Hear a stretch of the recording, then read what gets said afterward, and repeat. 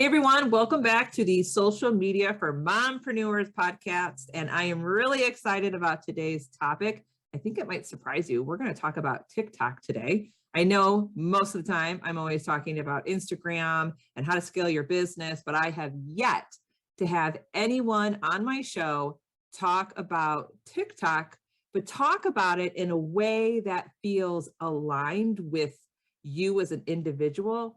And not only how to help it grow your business and maybe get the visibility that you want, get some eyeballs on your business, but do it in a way that feels fun and not forced. So Aubree Malick is in the house today. So glad you're here. Thank you so much for having me. I'm super excited to be here.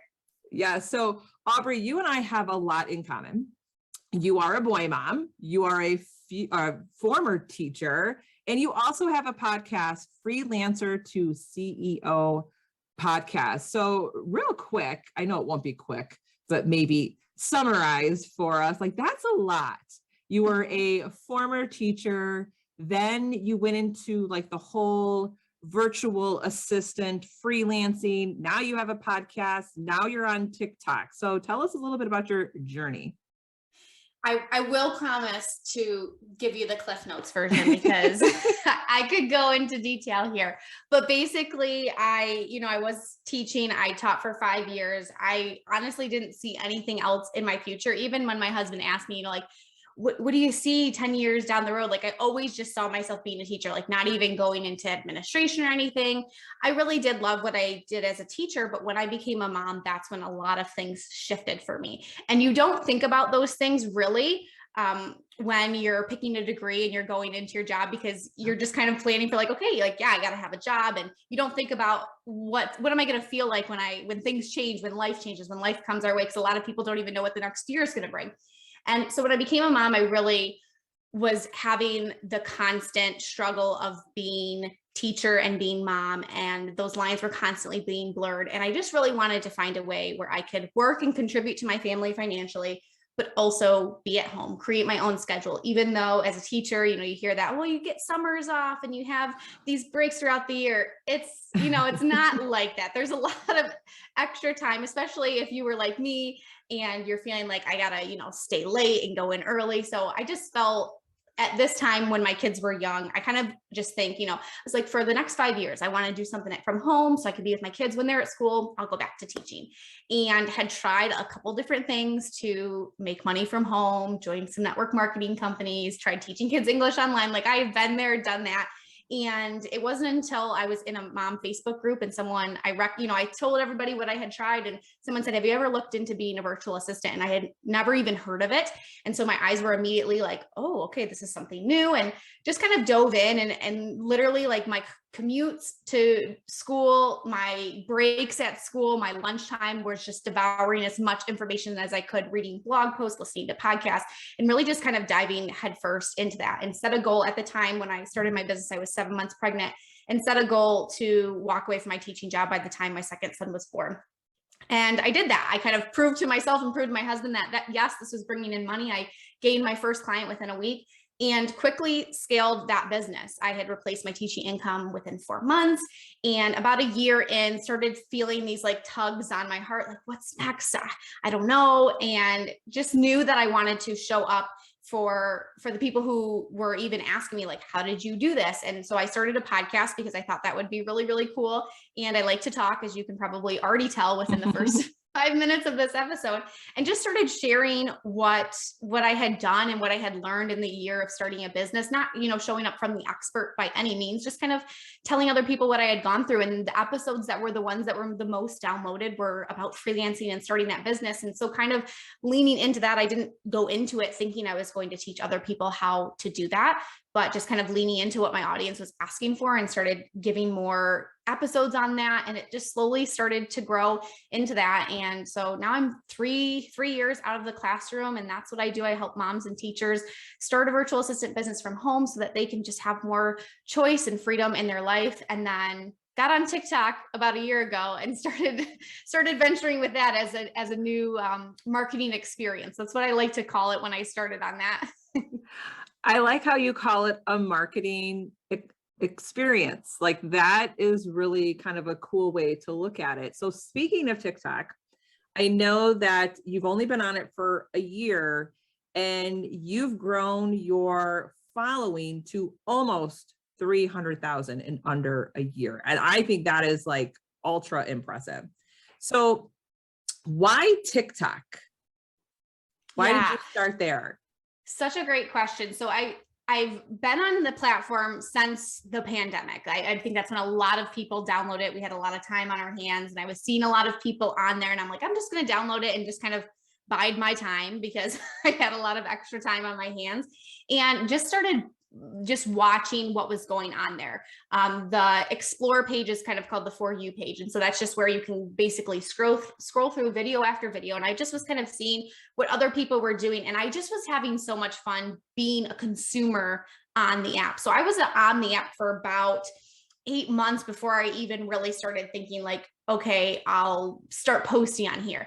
And I think that was really good for me because I got to get a sense of what other people were doing, what was working, what was capturing my own attention. So kind of being at it from that side of it and seeing like, what's stopping the scroll for me? Because what you'll find on TikTok, if you get on there, I mean, people pretty much just scroll. So you have to be able to capture someone's attention within the first 3 to 5 seconds in order for them to even stop on your video to actually see what you have to offer.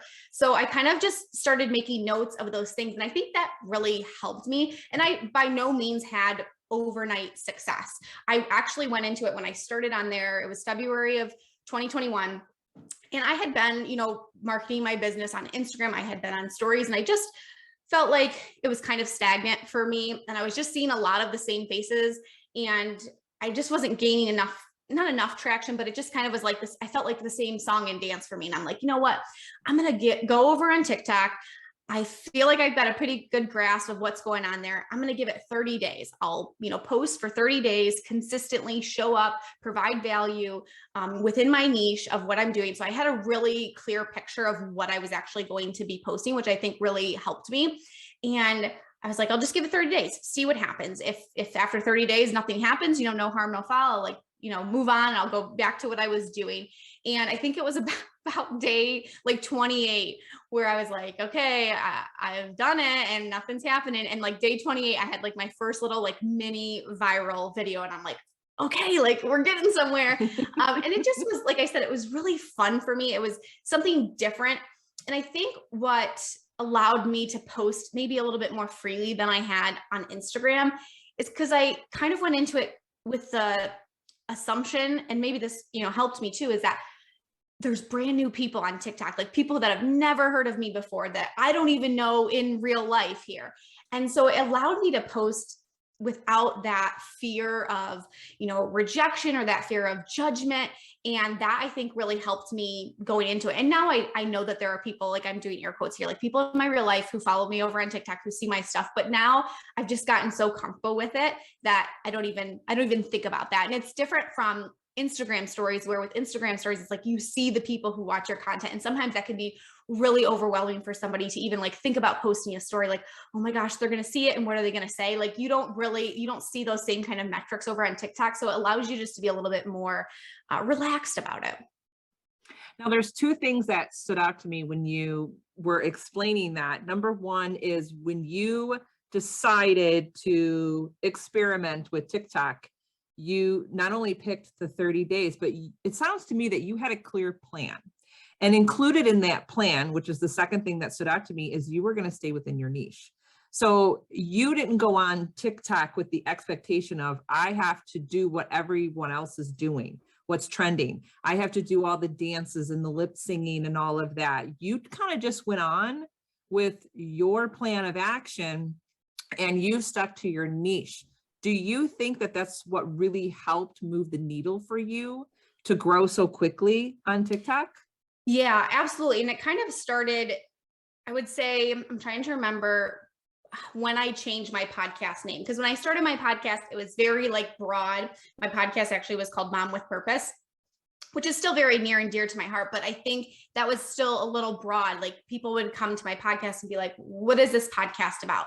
So when I changed my podcast name to Freelancer to CEO, people knew if they landed on my podcast, yes, this is for me, or no, it's not for me. And that's where I really started to see the growth with my podcast. So when I went into TikTok, I wanted that same thing too. I wanted people to come to my page and know, here's what I'm going to learn from this girl. And yes, it's going to help me, or no, it's not. And have that clear distinction so that people who really wanted to learn from me would follow me and would want to hang around and see what else I had to produce. And then also too, because I went into it without the expectation of, oh, I have to grow overnight, or I have to, get so many likes.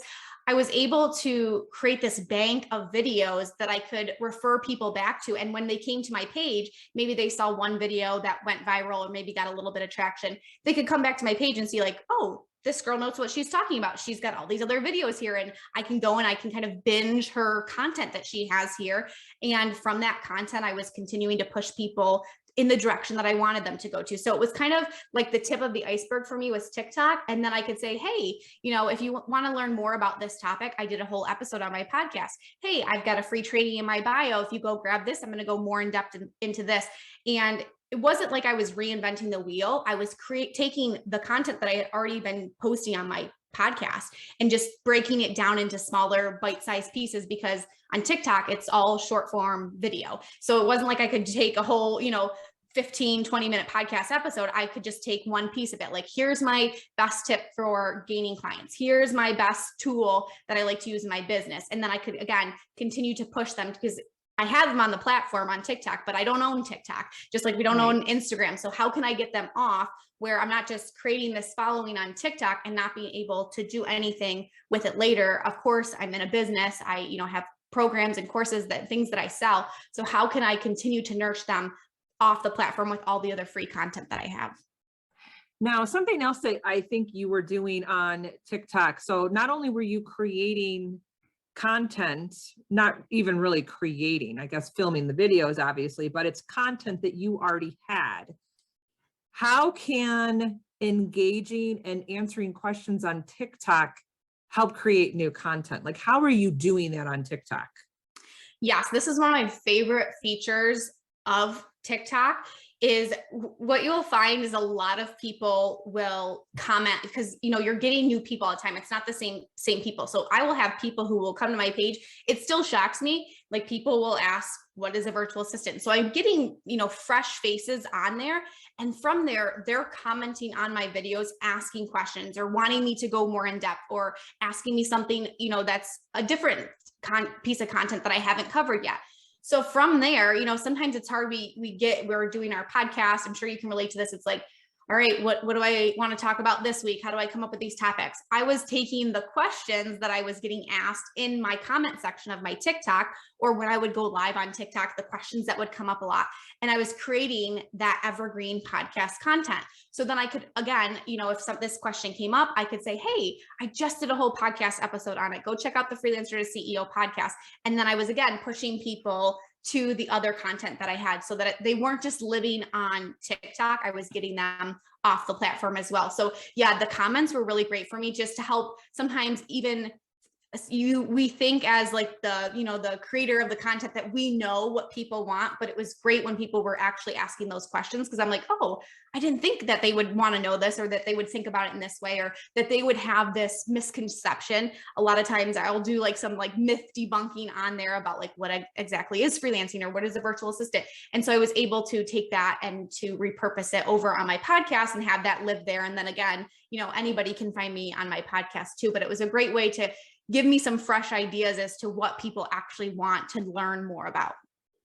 I love that. Now I'm curious, when you're doing TikTok videos, something that I've noticed, because I'm trying to get over there a little more, and I'll have to ask you this question to follow up to this one, but I'm noticing on TikTok, the size of the caption is like next to nothing compared to Instagram. Do you have any like tips or strategies when it comes to doing, like you said, a very short form video? I think you're only allowed up to what, a minute?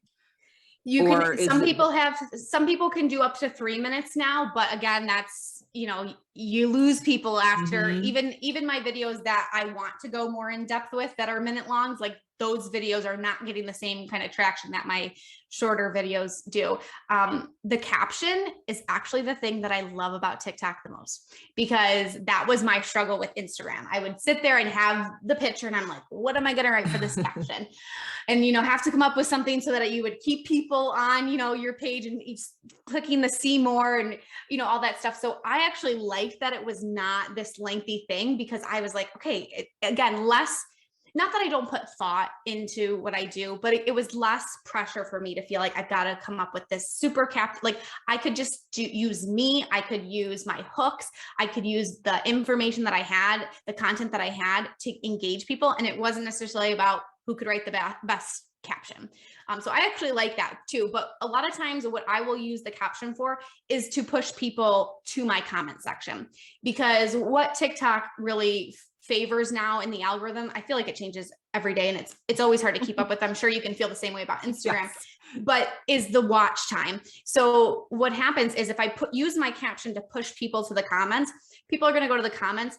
The video is playing in the background. So if they're in the comments and they're typing out a response or they're seeing what other people are saying, the video is playing in the background. So it's getting that extra watch time. It's getting that full, they're watching the entire video through multiple times over. That's showing TikTok, okay, this is a video that needs to get pushed out to more people too. So that's how I'll use the caption. But like I said, it's just taken a lot of the pressure out of me. And I don't know if anybody else feels this way with trying to come up with something that's like super captivating as a caption. I was never that way on Instagram. I always dreaded it. So when I went over there and I'm like, sweet, I can, do something short and sweet. I can put some hashtags in there. And I don't really, again, it made it feel more fun to me, because and like I said, I do have strategy and thought behind it, but it took that pressure of it having to be curated and super thought out. Like I could just put something up there and if it worked, great.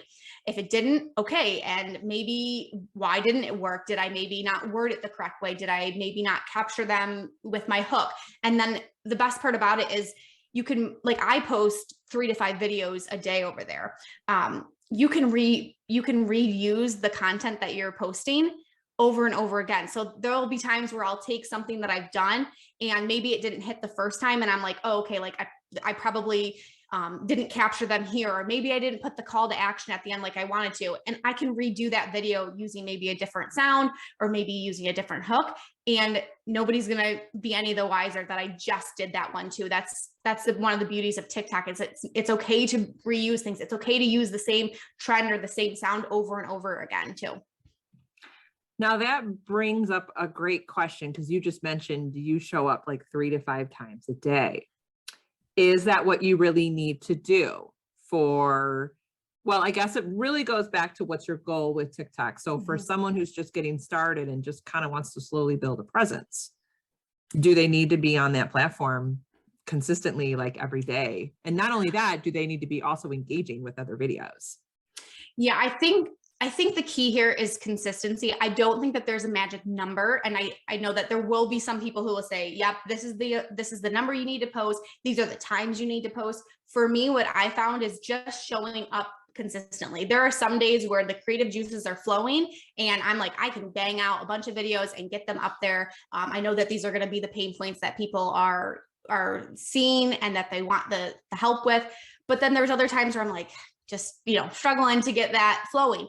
And so I would say pick a number that feels doable for you to start and just stick with that. So if one video feels doable a day, stick with that and just do that every day. If you feel like you could maybe do a couple more, okay. I always tell people, like, if they're getting started, start small. Like, don't feel like you have to post 10 videos a day to get started. Just stay consistent, because that's what TikTok wants to see. They don't want to see you post, one day post 10 videos and then ghost the platform for a week or 2 weeks and do nothing. So instead of, doing 10 videos in one day, stretch that out and maybe just do 2 videos a day, do 1 video a day, whatever feels doable for you. That's where I feel like you're going to find the most success, but it is with consistency. It is engaging on the app, engaging with the people who are commenting on your posts. I will even, I'm not like ashamed to say this too, I will get the conversation going in my comments. So I will be the first person that comments on my videos.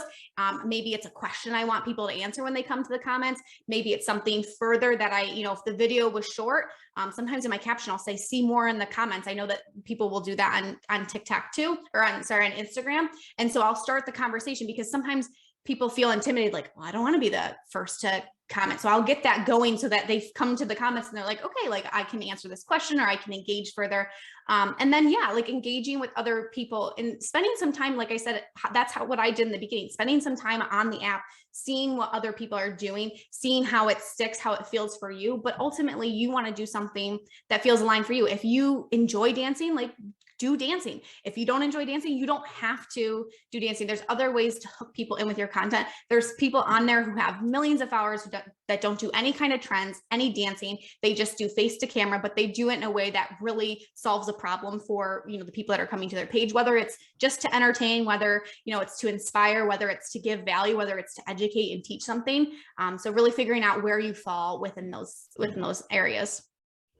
Now, I would love your opinion on this. What do you think about when people take existing video off of another platform, such as maybe Facebook or Instagram Reels? And I know that a lot of these platforms don't like other platform logos. So I'm crafty and I'm able to remove the Instagram logo. And then the next day I will put my existing video or my existing reel on TikTok and write a quick little caption with a few hashtags and post it. Do you think that that is a doable strategy in the beginning, or do you think, no, you should be using the TikTok platform and make authentic content right in their platform? I think you can do a little bit of both, but what I have seen from being on the app is that things that are trending, or you have the different sounds that are trending on Instagram Reels, for chances are that was already a trend on TikTok about a month or so ago. So you might miss that piece of it. But I think if it's value driven content, if it's not like on trend sounds, I think it'll perform fine. That's, kind of where I'm at. I'm taking my videos off of TikTok, not all of them, because not all of them are going to make sense to perform well on other platforms. But even if, you like, this is something that I'm going to be experimenting too, just trying to not necessarily do TikTok trends, but just filming different aspects. So maybe filming myself like on a coaching call with a student and being able to take that. Maybe there was a really good nugget in there that I said to a student, like having my camera recording that, or having Zoom, and being able to take that and pull that out and repurpose it on there. I don't think there's anything wrong with repurposing it on TikTok. But I have actually found that on the TikTok app, using the native recording is way easier for me than Instagram Reels. Now, maybe that's just because I'm not on Instagram Reels as much, but I've learned very quickly how to use that. And again, it just makes the process a lot easier for me. But I would say mix in a little bit of both. Like, get familiar with using TikTok to record and grabbing the sounds and doing the different effects on there. But then if you do already have content that you've used other places, like there's nothing against using that to repurpose it. Again, like if it's super value driven and it's really going to speak to your audience, and it's going to be something that they can come to and binge again, I would say definitely do that. Now, what would you say to the mompreneur who was like, okay, I want to dabble in TikTok, I just want to build a presence? What is your advice for overcoming comparisonitis? Because that's going to hit for sure. Yeah, I think what you will find, and maybe this is why I really did like TikTok, I wasn't really finding people who were doing the exact same thing as me. Sure, now if I like search, a hashtag within my niche, I'm going to see if there's other people doing that. But a lot of times on the For You page, the explore page that comes up, there's a lot of different videos that come up. So I was seeing people who were outside of my niche. I was seeing people who were doing like business, but doing it in a different niche. And so I wasn't finding myself like I feel like that was what held me back on Instagram, honestly, because I was seeing a lot of the same people, a lot of that same content, and it was holding me back because I'm like, well, she's over here and she's got this many followers. Like in TikTok, I kind of was able to stay in my own lane and focus on what I was doing. I didn't have to think, oh, I've got to post, a carousel tomorrow and make sure that I do a reel here and make sure that I'm on stories. Like sometimes that can feel overwhelming to somebody, where it's like, if you're just on TikTok, like it's just a short form video and you can experiment and you can try different things. You can, like I said, you don't have to be so tied to the metrics, because you can post again and, like I said, switch that up. So I would just say if you're thinking about doing it, you definitely download the app and just kind of play around with it and just spend some time kind of looking and seeing what's doing well. Maybe if you see a video that's doing really well, why did it do well? What can you kind of take from that? And then again, just really staying like true to who you are. You don't have to do what everybody else is doing. Sometimes that's the thing that will even stand out to me the most on the app. Like, wow, she's, doing this in a completely different way than somebody else is doing it. But yeah, I think you're less likely to feel that comparison because I don't see the same type of people that I see on Instagram, on TikTok, on my feed, if that makes any sense. It does. And I think that's really refreshing to hear, that getting on there, you're not going to see, when I get on there, I'm not going to see like a bunch of different Instagram coaches or Instagram strategists. And same with you, you might not see a bunch of virtual assistants, which is really cool. So like you said, you can just stay in your own lane and have some fun with it. So this was an awesome conversation. You've encouraged me to kind of take a look at TikTok and see if I can maybe come up with a fun little strategy and to have a plan for why I'm on TikTok. Is it to have my audience go check out my podcast? Do I want them to be coming over on Instagram and see what I got going on over there, or driving them to my website or my YouTube channel? So I think that's the biggest takeaway that I came from this conversation is, before you even get on TikTok, have a clear goal of where you want to drive the people watching your videos. What is the whole point of doing it? It's not to become, famous overnight and get a brand deal. Like, let's just be clear, that's not going to happen. So this, I love everything that you said. And do you have anything else to add? I did want to share one thing, because I know that we had kind of touched on this about like how are TikTok and Instagram possibly like related. Now, this not to say that you have to swear up Instagram. I'm still on Instagram. Here's one little thing that I did. Now, I'm not super active on Instagram as far as like posting on my feed. I'm on stories mostly, and I'm in the DMs. But what I would tell people on TikTok is, hey, like come send me a DM. Like if I was on a live video, come send me a DM over on Instagram. Number one, I don't care for TikTok's DM feature, because if you send me a DM, I'm going to voice message you back. That's just the way that I communicate. It's way faster for me and I can get through more people. And so I was guiding people to do that too. But you can also, there's only two other social platforms that you can link up in TikTok, is Instagram and YouTube. So I had my Instagram right in my profile. It's linked right there. So people would naturally, not everybody, but people would naturally, if they came to my page, they liked what I was doing, oh, I want to see what she's doing on Instagram, or I want to connect with her over there, or maybe I want to send her a DM. They would come over to my Instagram. They would most likely follow me, and then they would send me a DM. So in the past year, I've been very lacking in my Instagram presence, and my Instagram has grown probably close to 4,000 just from not really doing much, but having the presence on TikTok, having that linked up in my profile, and again, dropping those little, it's the seeds here and there. Come send me a message on Instagram. I'll connect with you over there. And then again, like I can continue to nurture them there too. So there definitely is a correlation between, a lot of people will see being present on TikTok and getting that organic growth that I don't think any other platform is really seeing like TikTok is, and using it to grow your other platforms as well. Oh, I'm so glad you said that. That was like a nice ending, juicy little golden nugget there. And really, when you're doing it gave me the idea, anytime you're going to do a video on TikTok, your call to action saying right on the video, come DM me on Instagram. I'd love to chat with you. Like, how easy is that to do right in your video? So, I can't thank you enough, Aubree, for being on the show today. So where can the audience see your work? Absolutely. So of course you can come check out my TikTok. I'm kind of getting used to saying that like on podcast interviews now. Like, you know, you usually do that. I'm on Instagram, come check me out on Instagram, but I am on TikTok. So if you're looking for some inspiration, you want to see, I do my fair share of dancing, just because again, like it's fun for me. Not every video is dancing, but if you want to come see me dance like a mom, you can come over, check me out on TikTok. It's just my name at Aubree Malick. Of course, I'm on Instagram. I, mentioned my podcast too. And if any of your listeners are thinking about maybe getting started in the virtual assistant space, I would love to share a freebie if you wouldn't mind. Yeah, absolutely. I will make sure that everything is in the show notes. And this was a lot of fun today, Aubree. And I'm already following you on TikTok. So you guys make sure you go follow Aubree and get some TikTok inspiration. Thanks so much for having me.